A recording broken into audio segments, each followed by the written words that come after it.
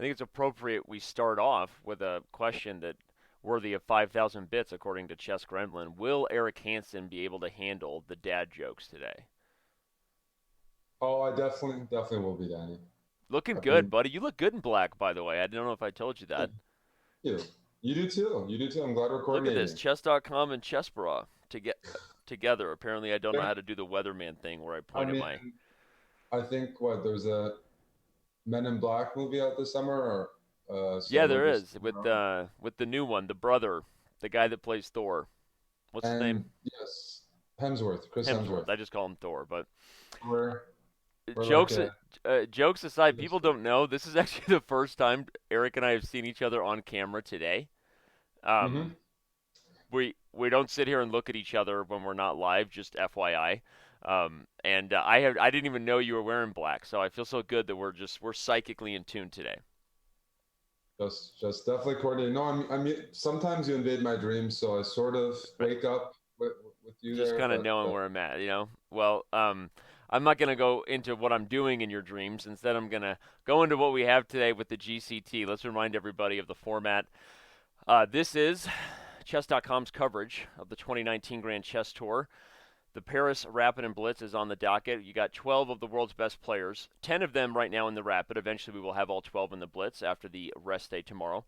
A lot of money in prizes overall in the Grand Chess Tour. That's why they call it the Grand Chess Tour. It's kind of grand, Eric. Big money for the GCT, right? yeah, no, for chess standards, it is very lucrative.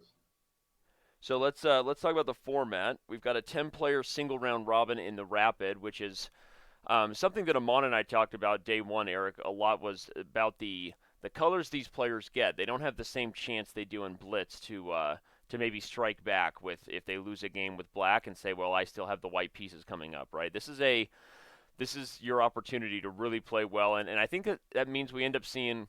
Yes, we see some rapid openings, but I think we see a little bit higher level preparation in these rapid games because of the color situation. What are your thoughts on that?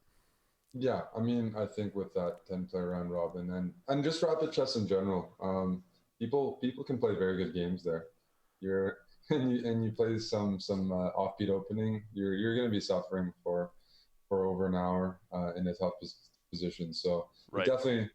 definitely feels like it's a little closer to classical than let's say Blitz is and Rapid are similar in terms of But on the same token, Amon and I compared it to the World Championship. Us fans and commentators never have to suffer more than an hour, right? And that's good because it's not that's right. a 6 hour game. So something that always has us on the edge of our seat and feels like the games start and then time pressure's on you. A lot of money just for the Paris GCT. So if you're wondering what's on the line exactly today for these players you see in the standings, if it ended right now, Maxime Vacher-Lagrave, who we're going to start with in his game with Hikaru Nakamura, which is already well underway in theory, by the way, so we're going to jump into that. But Eric, here we go, right? The Paris GCT, the Grand Chess Tour. Fans, if you're watching this on twitch.tv/chess or chess.com, you can use the hashtag Grand Chess Tour to get involved with us on Twitter. Eric and I are following it Mhm. relatively closely. And let's do it, man. We've got the MVL. This is the way to start because MVL is leading the event right now with a clear score of 9 points. But Hikaru had a good day yesterday, day two. So he got himself back in the middle of the pack. This looks like the Berlin theory that MVL and Hikaru played a lot the last time they played a Speed Chess Championship match together. So before we back up and see what happened in the opening, your thoughts on the current position? Well, NBL is one of the few guys still battling against the Berlin. He often plays like 30 moves of theory. Um, I know it's something when you're playing against Karu, you're expecting him to play the Berlin these days. It's definitely one of his main, if not his main opening when he's playing against peers or guys that are rated over 20, 2750. And looks like some sort of deep prep. But one thing I would say is I'm very impressed by MBL Yeah. recently. I still have said on stream, even if he's ranked number one in the world in Blitz, I consider Magnus still the king there head to head. But it seems like that level has elevated not just in Blitz but also in Rapid and And even classical. I mean, this year really feels like yeah, Maxime took it up, right? Amon and I talked a lot about the storyline of Riga on day one, right? And that's partly because he had a rematch versus Mamedyarov where he won with black.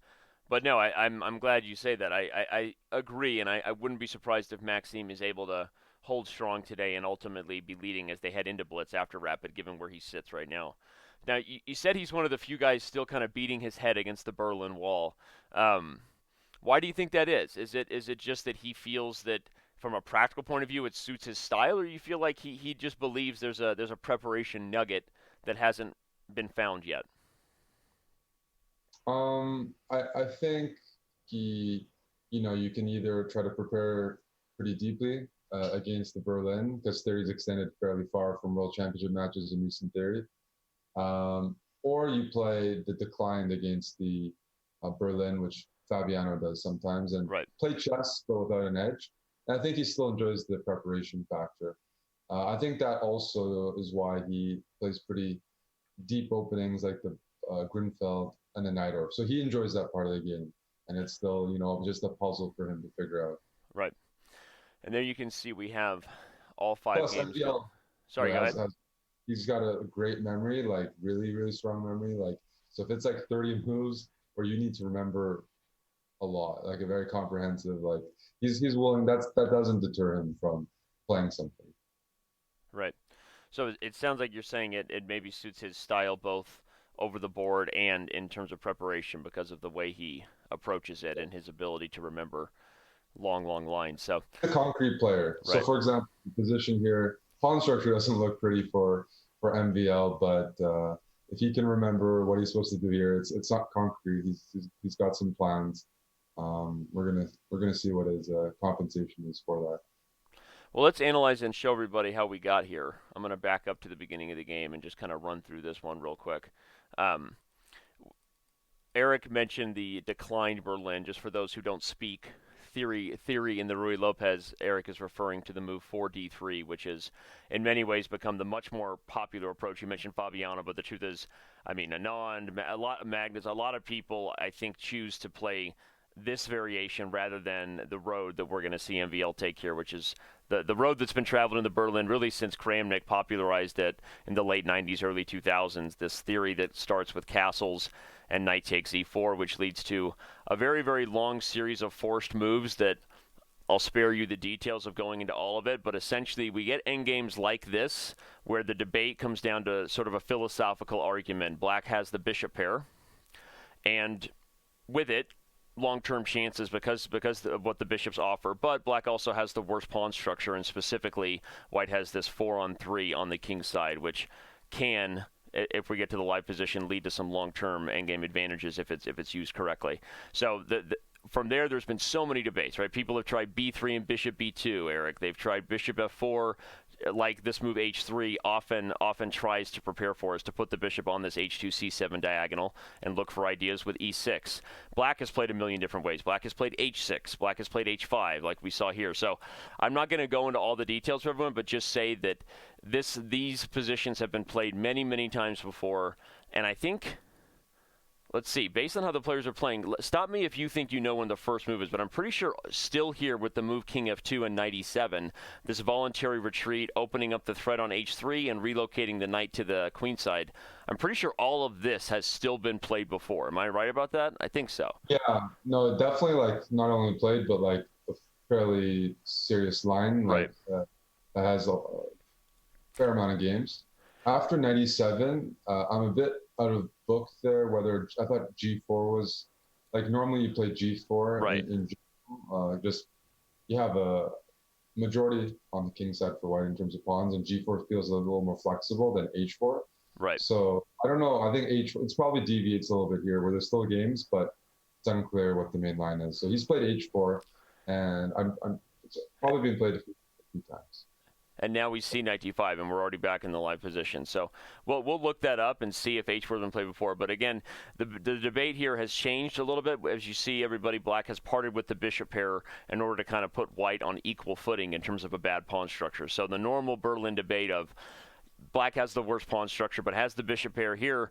Both sides kind of have some crippled pawns, but white still has this 3-on-2, and what black has gotten in exchange for parting with the bishop pair is some some targets and dysfunction over here. So high-level stuff, I guess. I mean, some people yawn at the Berlin.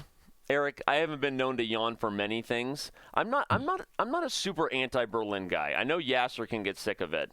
What are your personal feelings on the Berlin? Not the city. No, The personal opening. feeling.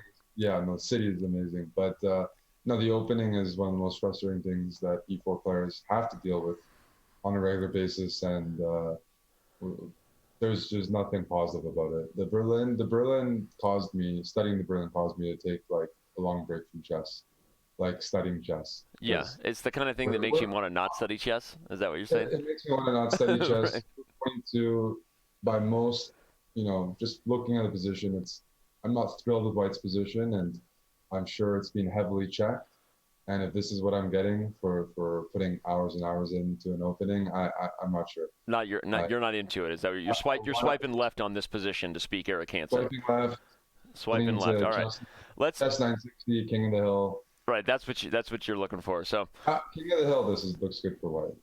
That's true, actually. Me into it. You guys got me into it.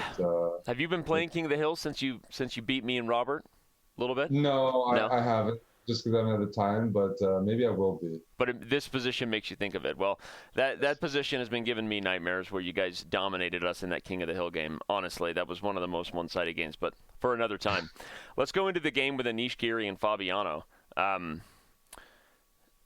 because it's that much more exciting, but as I'm looking at and I'm sort of spying all 5 games here, there's some interesting but still relatively tame positions, I think, across the board right now. This one here, after Fabiano just plays the move A5, I'm considering what's the right plan here for White. I mean, the right plan is really for Black. This looks like a horrible position for Fabiano. For Black, right? Yeah. Yeah. Your queenside majority is being immobilized. Like you can't create anything. It's fixed after this A5 move. Knight on D7 is a little awkward. Mm-hmm. This would be a case where you want your knight to be on C6, so it could go to B4. Right. You can't play knight F6. You don't have the typical Grunfeld counterplay. I just see like White with a nice, comfortable center and 2 good bishops. Just a very good space advantage. Yeah. Something. It just looks like a healthy edge. You mentioned the Grunfeld. That was the opening that we got here, and as Eric said, this is a healthy Grunfeld advantage. Maybe partly because something weird happened in this move order. Yeah. We didn't get there in the most traditional way, but eventually we do have a mainline Grunfeld. Well, yeah, Fabi didn't play the crazy theoretical line against Rook B1, which is on move 9. You take on D4, you play Queen A5 check as Black, and you pick up the pawn on A2 after Bishop E2. Yeah. And that's after Bishop E2, right? Not before. Yeah, after Bishop. Yeah. After Bishop. Taking here and playing Queen A5 check, it gets the sharpest versions of these positions. Black is sort of all in, and White gets a ton of compensation. So. Right, and that's what you just said. It's rapid chess. White gets a ton of compensation. In classical chess, the drawing rate's quite high, and it's not considered the most dangerous. But turn that into rapid chess, and you don't have as much time to recall theory, or if you forget theory, which really does happen to most of these guys. Well, especially in rapid, right? I think that when they don't have in classical, Fabiano might go into a 25-minute think, and that rabbit comes out of the hat, right? You find that preparation by analyzing it, but in rapid, you don't have the time to remember things if it's not on the tip of your head, right? That's right.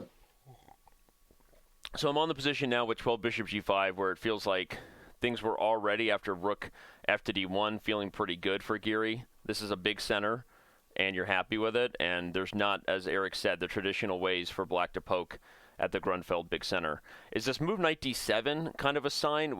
But what is Black already supposed to do here? Where did it really go wrong?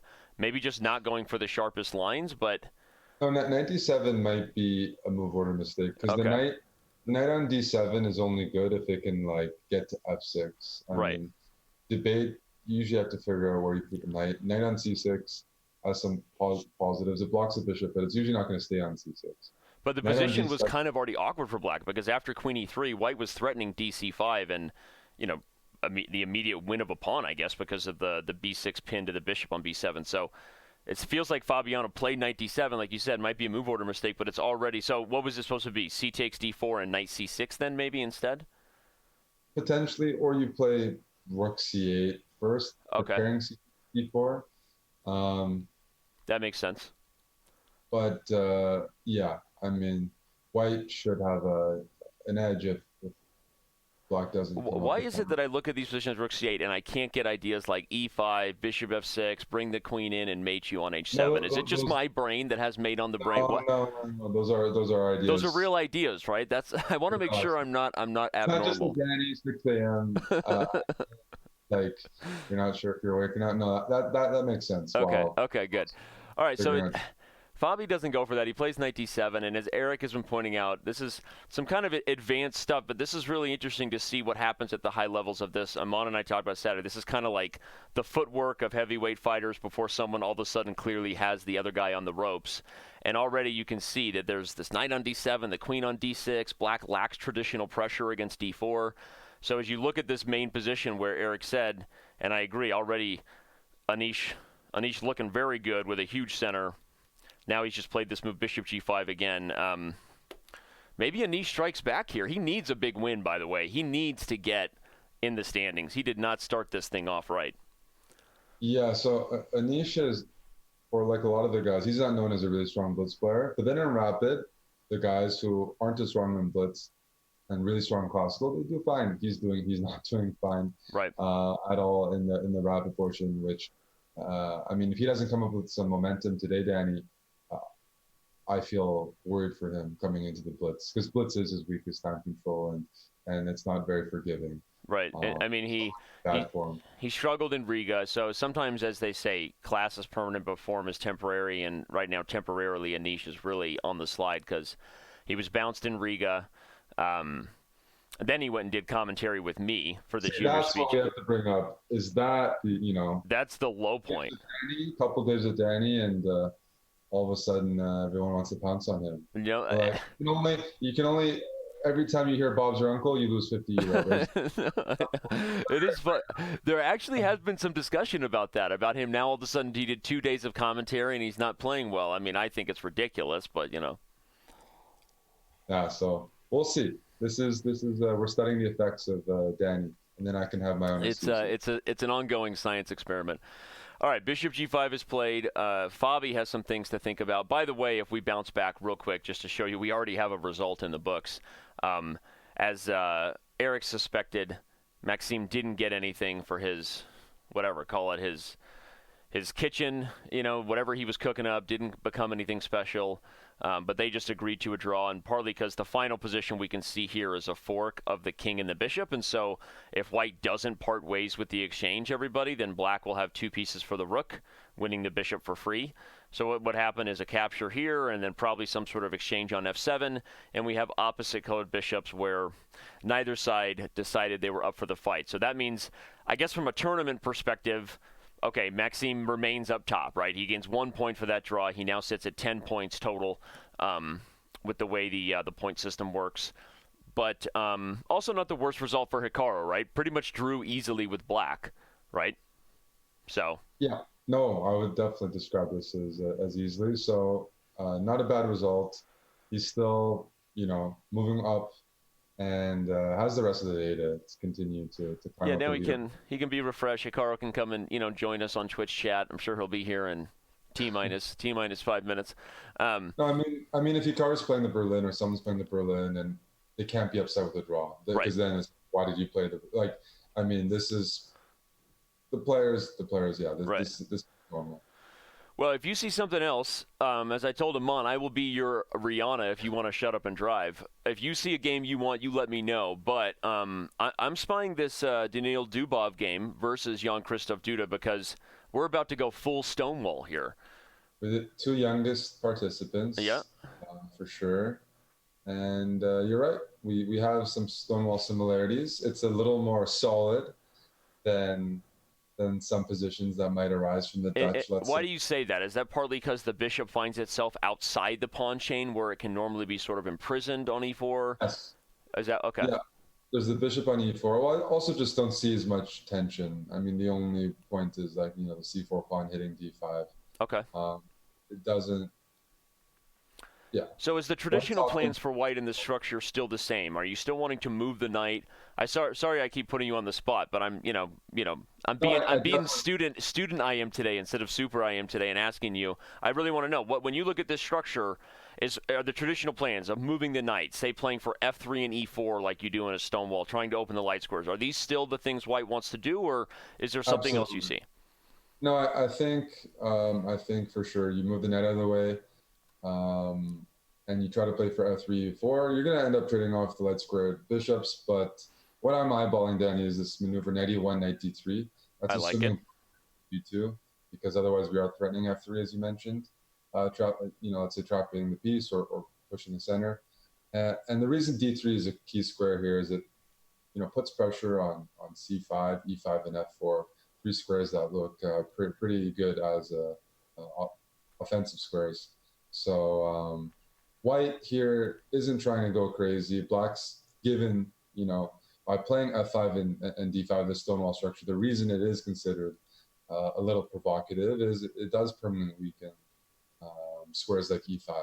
Right. And to take advantage of that, put the knight on d3 and maybe f3, e4, or maybe something else like the queenside expansion with b4.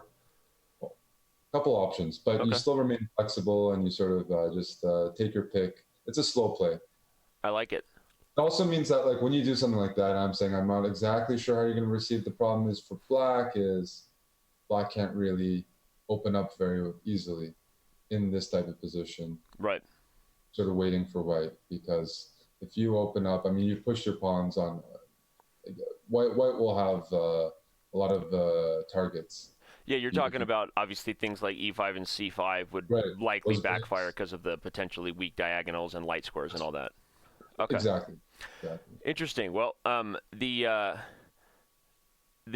youngest, wait, actually no, Jan Christoph Duda is the youngest. I was about to say Daniil Dubov is the youngest player and he's on the clock, and then I realized I was wrong. JKD is the youngest, and I'm not even sure what the age separation is. So Duda is born in '98 and Dubov is born in '96. Okay, so there you go, 2 full years, right? Dubov, It's God, only old it's guy, only old then man. it's only no. It's only when they're born after 2000 that we start feeling old. We Okay, still that's right. When so I mean, for me, dude, I'm born in the '80s. You're born in right, but that's what are you? that's like You're born in '92, maybe? I don't even know. exactly. So it's okay. Well, I'm glad one of us is still But feeling it's a dapper. different digit. 2000, that's a different digit, Yeah, it is. It is. It's a different. It's the Xennials. So, as you can see, everybody, if you're just joining us and disappointed that you've already missed some action, well, don't be too worried. The MVL Nakamura game was a pretty quick draw. So, and it was in a Berlin. No big surprise there. Um, One of the games that looks like it's heating up a little bit is this Nepomniachtchi game. You want to go there? Yeah, we haven't checked that one Okay, out. let's check that out. We've got Russian on Russian action, and you can order this one on DVD. No, I'm kidding. But what do you got here? Nepo and Grischuk. Give me something. Well, we got Nepo did not enter the Berlin, and he may be regretting it, which is why it's such an annoying opening. I Okay. it looks like Black has at first glance usually I see the bishop pair for white. I'm pretty happy, but after calculating a little bit, it seems like Black has completed development and is challenging for the center. Has a few attractive options here, so And I don't it's one know. of those positions too, Eric, where like basically because we're just coming to it as commentators, it depends on whose move it is, right? Like That's the, very move the dependent. the fact that it's black to move changes everything because you start looking at bishop takes b3 and variations with both e4 and taking d4 as potentially attractive for black, right? Uh, Absolutely, yeah. so You can throw in e4 or take on d4 first, like right. that bishop on d3 can always be captured. But yeah, if there's no bishop pair that I can keep long term and maximize, black must be okay. I'm showing that line you mentioned, taking on d4 with the c pawn, then maybe e4, and if we just play some sort of logical retreating move with the knight, you start looking at d5 as a square for this knight on f6, which not only logical because of the IQP, but maybe f5 and f4 comes. So if something like this happens, we really like Grishuk's position, right? Yeah, that looks great and achievable. Yeah, I mean maybe with a couple of preparatory moves to defend the e4 pawn, but that would be a dream come true, and that's what he's looks like he's trying to Look get like something he's like going for it. that. He's not Yeah, taking on b3, but similarly, the structure we just talked about might get reached. but Uh, this is a comfortable position for Black.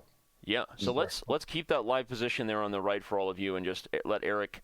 We'll hop on that Eric train here and take us through the Lopez. You mentioned he declined the Berlin, and that's right on cue. Thank you for the sub there, Bedazzled. Because we were talking about MBL being one of the few top grandmasters who still just castles here and allows this traditional Berlin, so we get to see an example right away of someone declining it. So we get this decline Berlin. Eric, you can stop me on any move number you want. I'm kind of rolling through here, but this is all pretty typical stuff. This knight retreat from c6 to e7, pretty typical. Black opens up ideas of c6 and d5. It's just a very flexible way to play. Yeah. No, And this is all Grischuk, theory. this is a line that you take the bishop pair as white. Black's supposed to be okay. Right. So pairs probably need that heading into it. But one thing is Grischuk is really, really experienced in the anti-Berlin. I'll always remember the candidates, 2013, Carlsen, Grischuk, anti-Berlin, very exciting stuff. Some of the most, they're battling in this opening. So. Well, and a lot of people felt that he was kind of the one of the maybe the top Russian with a chance to eventually qualify through the candidates. Although Kramnik made a statement on that through the end there in 2013. But so with the move 13 d5, Black is already saying he's comfortable enough, because normally that's not a move Black plays until you feel totally ready. Although it is still theory with d5, right? This has all been played before. It feels very thematic. It's like Black's playing d5. He's not too afraid of the bishop. He's saying, I'm so ahead in development. I'm so secure in my pieces. I'm going to hold everything together. I'm going to play d5. And maybe the idea is to play d4. If White were to like play rook e1, I wouldn't be surprised to see d4 and just see Black sink in that pawn there and grab a bunch of space. And maybe even try for a kingside attack at some point. Otherwise, some that could be possible. And the bishops, you're just not going to have a position where you have two good bishops as White. Two open lines, it's either like the light square bishop is going to maybe find something, or the dark square bishop. Right. But there's a lot of pawns in the way right now. So that's probably making sense as to why Nepo decides, all right, I'm going to take d5, allows h6, and then the queen takes. But the moment you see the queen on d5 and you look at this, Black is getting some sort of like reverse Maroczy bind structure, complete dominance in the center. I mean, you've been saying it from the beginning. White gets the bishop pair in this line, but as you said, it just never seems to be an issue for Grischuk, as he knows this theory, because he just seems to be totally comfortable. And now we've caught up again to the live position where, okay, see if there's any more moves. Looks like there has been a few after e4, knight d2. We get the structure we talked about where we're anticipating Black gets control over this critical light score d5 and should be doing good against the isolated pawn. But what's going on here is so I'm not just anticipating. I'm completely scared for Nepo here, and moves like knight h4. I think just you see something like that. You see the possibility for knight f3 check. Black maybe is going to move the knight on f6 out of the way and swing the queen over to g6. But all of a sudden, White's king is feeling. I love that. I was about to be a little bit superficial. Now we're talking superficial. I was about to be superficial and say, why didn't Black put a piece on d5 earlier? Like, instead of rook fe8 or something, try to play knight to d5. But I'm realizing, like you said, that leaving the knights over there is actually super flexible. Let me show Eric's idea here, because if this knight comes to h4, and let's just say White doesn't do enough, this is a real threat here to pop in with something like knight f3 check and queen takes h3. Not only are you threatening to take f3, but you may end up mating other ways. So this is I got to show that. So this is a very flexible way that Black is playing the position with queen e6. I like it. Like you said, I'm worried for Nepo now. No, he's. I think Grischuk. He's got 10 minutes on the clock. It looks like he's eyeballing something on the king side. Yeah. It makes a lot of sense. The pawn on e4 gives you plenty of space. It's sort of why in the French, White has a pawn on e5. Other variations. Well, then the play ends up being White attacks the king side. That's a great comparison, because this bishop on e3 kind of looks like a Franken bishop, right? Yes, in like a French bishop. That's right. Yep. And so try to play right.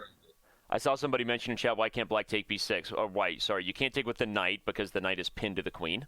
That's a pin emote. And you can't take with the queen because you would leave the knight behind. So, yes, I think that, I forget which chat I saw that, but if rook fc1, you would be threatening to take on b6 with the queen, but right now White is not threatening to do it. And on that note, we see rook AC1.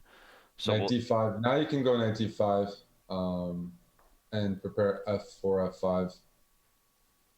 okay, yeah, knight d5 with guard b6. There's a move that could have been played that's a little tricky. Instead of rook ac1, I was looking at a rook to d1.